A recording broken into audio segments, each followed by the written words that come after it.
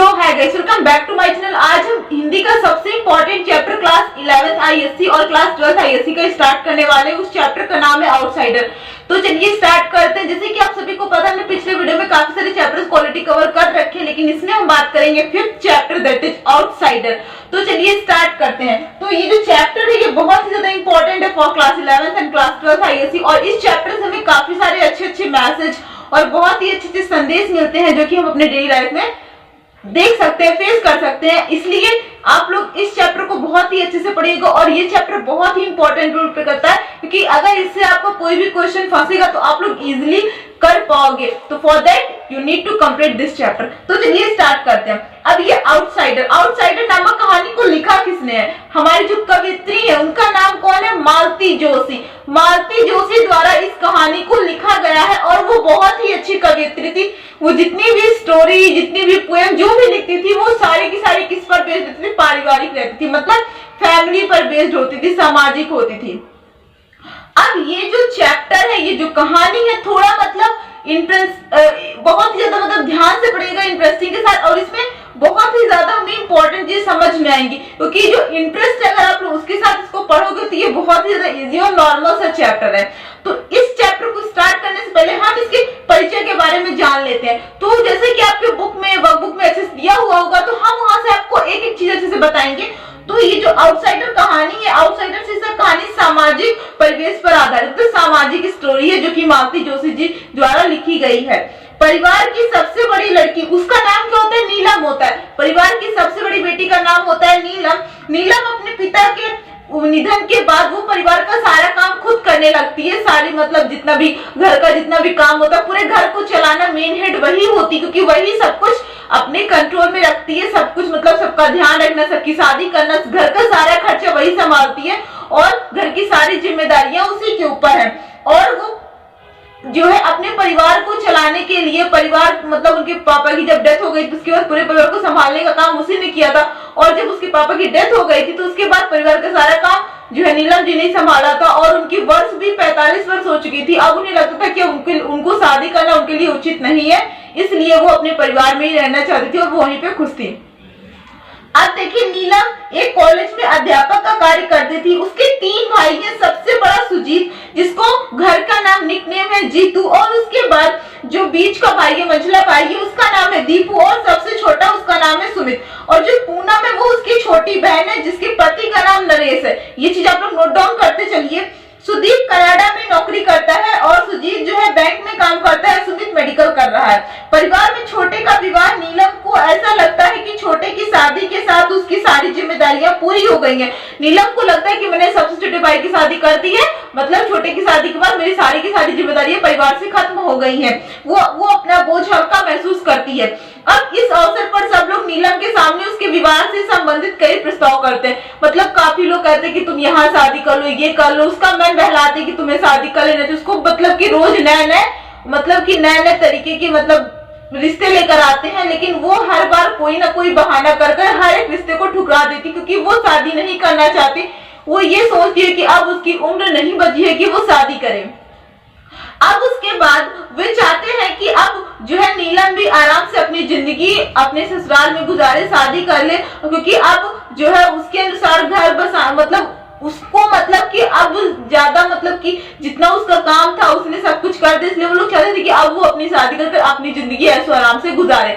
वो लोग जो है इतना मतलब उसको फोर्स कर रहे थे शादी के लिए, रोज नए प्रस्ताव लाते थे। कोई कहीं का होता था, कोई कहीं का होता था, लेकिन वो कोई ना कोई बहाना कर हर एक रिश्ता टाल देती थी कि मुझे शादी नहीं करनी है, या कोई उम्र नहीं है कि मैं इस उम्र में शादी करूं, क्योंकि मेरी उम्र 45 वर्ष हो चुकी है। लेकिन तीनों भाई मतलब कमरे से बाहर निकले ही थे कि जो सुदीप की पत्नी सुषमा बोल पड़ी कुछ बोली, मतलब बातें कर रहे थे वो लोग, तो कुछ बोला तो उसे मालूम था कि वे मना कर देगी। वो लोग बोले थे कि मुझे पता था कि वो मना कर देंगे नीलम को, कि वो हर इस प्रस्ताव को वो ठुकरा देती हैं। इतने दिनों तक वे इसी घर में बॉसिंग करती रही है, मतलब इसी घर की हेड बनी रही है। अब ससुराल की डांट और ससुराल की मतलब कि सारे के सारे जितनी भी ससुराल में वो कैसे रहेंगे, क्योंकि यहाँ पर वो मेन हेड रह चुकी है, तो ससुराल में वो डांट कैसे सह पाएंगी, ये वो वगैरह वगैरह बातें करती है। अब उसके बाद ससुराल में उनके ऊपर लोग शासन करेंगे, यहाँ पर वो हमारे ऊपर शासन करती है, ऐसा ऐसा वो लोग बातें कर रहे होते हैं। अब उसके बाद इस बात को 24 घंटे भी ना बीते कि पूनम ने नीलम को बताया कि आपके विवाह न करने के कारण सुजीत और उसकी पत्नी अलका के मन पर बहुत ही जो है बड़ा भार बना रहता है। अलका कहती है कि एक अनब्याही ननद का साया हमेशा मंडराने के कारण वे ठीक से जिंदगी का आनंद नहीं ले पाते, और पूनम ने भी नीलम को विवाह करने के लिए राजी करने की चेष्टा की, पर नीलम पर उसकी बातों का कोई भी असर नहीं पड़ता था, वो क्योंकि वो उसकी छोटी बहन थी।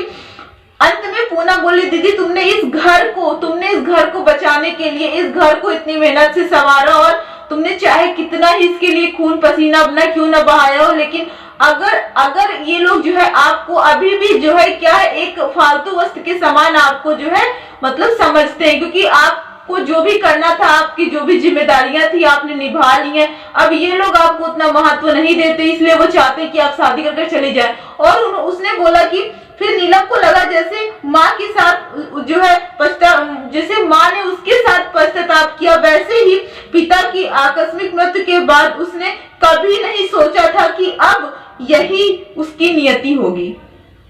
उसको नहीं पता था कि उसके परिवार वाले उससे इतनी नफरत करते हैं, फिर उसके रहने से उन लोग को इतनी सारी प्रॉब्लम है। अब उसके बाद उसके मन में भी एक आशा थी कि कल को जब उसके भाई किसी लायक हो जाएंगे तो वे भी अपनी जिंदगी जी सकेगी। नीलम ने शादी के लिए 15 दिन की छुट्टी, मतलब उनके छोटे भाई की शादी थी, तो शादी के लिए 15 दिन की स्कूल से छुट्टी ले रखी थी कॉलेज से। यह चाहती थी कि अपनी छुट्टियां कई दिनों के लिए बढ़ा ले ताकि ज्यादा से ज्यादा वक्त सुदीप के साथ बिता सके। वह कॉलेज जाते समय छुट्टी बढ़ाने का प्रार्थना पत्र भी लेती गई। कॉलेज ने प्रिंसिपल मैडम ने उसे बताया कि उसका ट्रांसफर ऑर्डर आया है। ट्रांसफर और प्रमोशन एक साथ उसके लिए मतलब एक बहुत ही बड़ा ऑफर था। अब उसे बहुत ही दूर बस्तर में प्रिंसिपल बनाकर भेजा जा रहा था। प्रिंसिपल बोली कि यह ऑफर तुम्हें स्वीकार लेना चाहिए, क्योंकि स्वीकार कर लेना चाहिए क्योंकि तुमने अपने परिवार की सारी जिम्मेदारियां कंप्लीट कर दी है, अब तुम्हें चले जाना चाहिए। तो घर आते समय उसने सबके लिए खरीदारी की। घर पहुंचकर जब वह दीपू के कमरे की ओर गई तो भीतर देवरानी जिठानी का जो है प्रेम लाभ चल रहा था, मतलब प्रेमालाप चल रहा था। बातें कर रही थी, क्या कह रही थी, क्या करे भाई, हमने तो बहुत कोशिश की पर वे टस से मस ना हुई। कौन नहीं हुई? नीलम नहीं हुई। अब यही समझ लो कि वे हमारी ननद नहीं सास है और उन्हें हमेशा साथ ही रहना है। यह सुनकर नीलम को सहसा अपने कानों पर विश्वास नहीं हुआ। उसको नहीं पता कि ये लोग इसके बारे में ऐसी भी बातें करते। वो तो कहो ऑन टाइम वहां पर आ गई थी तो उसने बाहर से सब कुछ सुन लिया। रात को खाने की मेज पर रसगुल्लों का एक बड़ा सा मतलब डोगा सजा दिया, मतलब पूरा का पूरा रख दिया। और नीलम बोली, यह मेरे प्रमोशन की मिठाई है, दूर बस्तर में प्रिंसिपल बनकर जा रही हूँ, बड़ी शांत जगह है, बार बार प्रमोशन ठुकराना अच्छा नहीं लगता। इस बात पर सभी एक मत थे, मतलब एक मत का मतलब होता है सभी लोग उस चीज से मतलब राजी थे, कोई भी मना नहीं कर रहा था। रात में बिस्तर पर लेटी हुई नीलम ये सोचती रही कि मुझे तो ऐसा लग रहा था, मैंने तो प्रिंसिपल से ये बोला कि पता नहीं मेरे भाई मुझे इतनी दूर जाने दें या ना दें। उसे ऐसा लग रहा था कि उसने बोल दिया था प्रिंसिपल से कि यहाँ मुझे बहुत दूर जाना पड़ेगा, बहुत ही दूर जगह है, और अगर मैं यहाँ से पता नहीं मेरे भाई मुझे इतनी दूर अपने आप से जाने देंगे भी या नहीं जाने देंगे। लेकिन जब वो रात को लेटी बिस्तर में तब ये सोच रही थी कि मैंने इतना कुछ सोचा, लेकिन यहाँ पर ये लोग मतलब चाहते ही यही थे कि मैं यहाँ से चली जाऊं। अब उसे बहुत ही ज्यादा दुख होता है, बहुत ज्यादा उदास रहती है। अब उसके बाद उसे लगा कि हाँ, जो भी पूनम ने बोला था सही बोला था, मैं इस घर के लिए एक फालतू वस्तु के समान ही हूँ।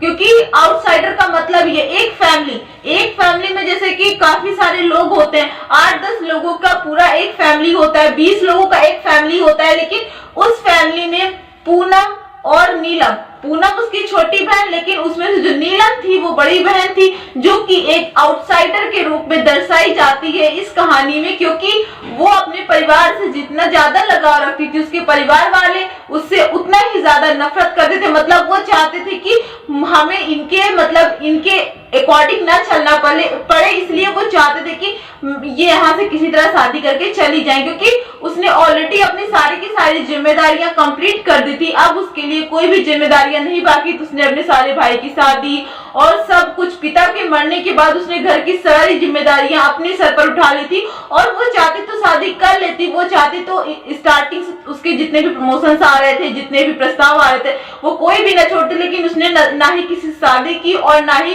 किसी प्रस्ताव को चुना। लेकिन बाद में जब उसे ऐसा एहसास हुआ, उसने जब सुना, तब उसने सोचा कि हाँ, मुझे इस प्रस्ताव को स्वीकार कर लेना चाहिए और मुझे इस दूर जगह पर जो प्रमोशन मिला है और ये बार बार नहीं मिलता, तो इसलिए मुझे यहाँ से चले जाना चाहिए। क्योंकि ऐसा उसने तब सोचा जब उसे ये पता चला कि अब उसके परिवार वाले भी यही चाहते हैं और इन्हें इसी चीज में उनकी भी भलाई है।